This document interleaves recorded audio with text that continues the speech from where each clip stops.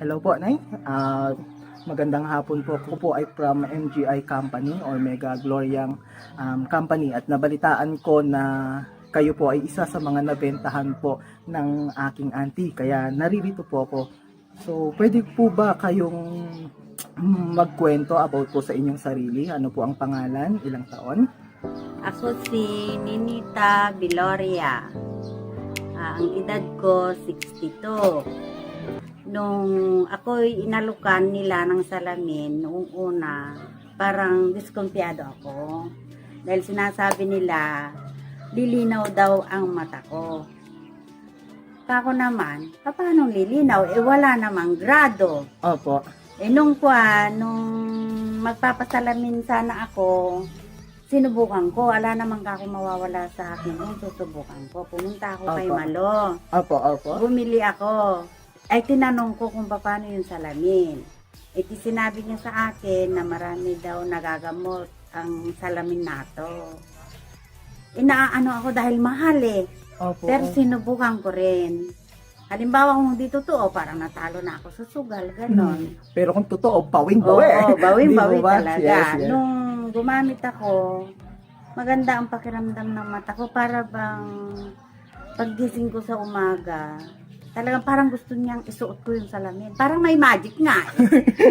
Opo. Sinusuot ko. Pero noon, hindi ko pa gamit itong ating salamin. Pag malayo na ang tao, parang naaninag ko lang. Ganon, hindi ko makikilala. Pag nagsalita yun, makikilala ko. Halimbawa, hanggang dito, hanggang doon, sa isang bahay na yun. Opo. Hindi ko na maaninag. Opo.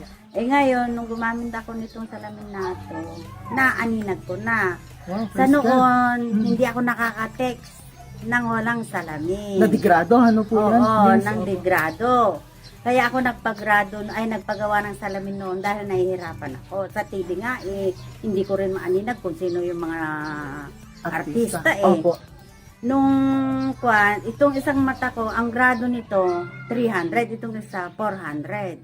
Okay po, parang astigmatism. Oo, nung bumili na ako kay Malo, siguro mga 2 buwan, yun, parang anuhan ko na lumilinaw na ang mata ko talaga. Oh, 2 months. Opo. Oo, nakaka-text na ako, Wow. nakaka-aninag na ako ng tao. Opo. Kako nga, yung mga ibang bumili, bakit daw laging ay tumalab sa akin? Paano? Hindi naaalis sa mata ko. Oh, yes. Sila tama. kung minsan inaalis nila, kung minsan nakalagay lang sa ulo ko, ganon. Hmm. Kaya nagpapasalamat ako kay Malo at binentahan niya ako ng ganitong salamin. Opo. Ano pa?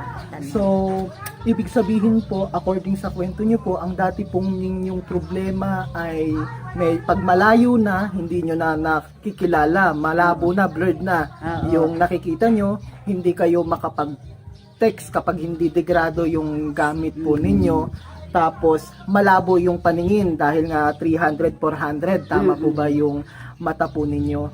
Kanina po nanay, nasabi nyo, kung kumuha kayo at hindi naging umepekto, para kayong nagsugal lang na natalo. Natalo. Pero ngayon po, sa tingin nyo, natalo po ba kayo? Ay, panalo. Panalo. Pero nay, matanong ko lang po, ilang buwan nyo po ba, mga ilang buwan nyo na pong ginagamit yung salamin po na yan?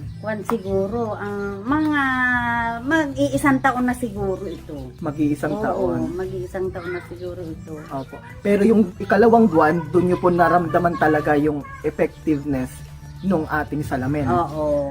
Okay po. So, Nay, bago po, may 2 question pa po ako, pero yung pangatlo, ito po. May re-recommenda nyo po ba itong salamin po natin na to? Oo. Dahil meron na akong naikuan yung pamangkin ko. Laging sumasakit ang ulo niya. Sinabi kong kumuha siya. Opo. Naman niya, mahal daw dahil kuripot yung pamangkin ko yun Oo. kung laging tumatawag sa akin, problema niya, laging sumasakit ang ulo niya, nahihilo, gano'n. Nung nandito siya, tinawag ko si Malo, nagsukat-sukat siya. Nung pa na gano'n, mahal, sa susunod na lang, kanya. Opo. Pero ginagamit yung itong salamin ko pag pumunta rito. Ang tipagamit nga ng salamin mo, parang naalis ang ulo ko dyan, ay ang sakit ng ulo ko dyan, Opo. kanya. Kumuha ka na kasi, yung kakuriputan na kasi ako. Nung pa napilitan na, sabi niya kay Malo kung pwede ang 2 gigs. Opo. Pumayag naman si Malo. Buti na lang, mabait si Ma'am Oo, Malu. pumayag. Kasi dapat cash yan eh. Oo, kas Opo. talaga. Nung kwan, nagsukat siya. Sinukat Opo. niya. Maraming salamat sa kay Malo na nagbenta sa akin. Kung hindi niya ako binentahan, hindi luminaw ng ganito yung mata ko. Saka sa MGI company na nagbigay kay Malo na ibebenta niya. At number 1 sa Panginoon. At nakakuha ako ng salamin na ganito. Ngayon, wala na akong problema sa aking mata. Kaya maraming salamat sa Panginoon. Biyaya. Ibig sabihin po nito, kabilang po kayo sa satisfied user ng MGI Eyewear. Satisfied po kayo. Oo. Ayan. So, wala po kayong complaint sa ating product talaga. Wala talaga. Talagang- Bilib na bilib ako talaga.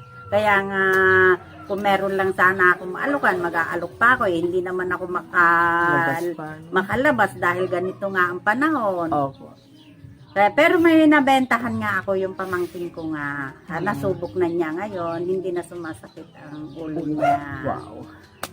Kaya- Dahil sa salamin na to. Noon, Diyos ko, laging nagpapalit ng salamin. Laging Opo. niyang tinatang ng salamin na ganito. O ngayon, wala na siyang problema. Kaya, biyaya sa Panginoon talaga. Maraming salamat sa mga nagbenta at saka kay Ma'am Malo. Opo. Number 1 kay God. Opo. Praise Maraming salamat. Sige po, thank you po ah. God bless po.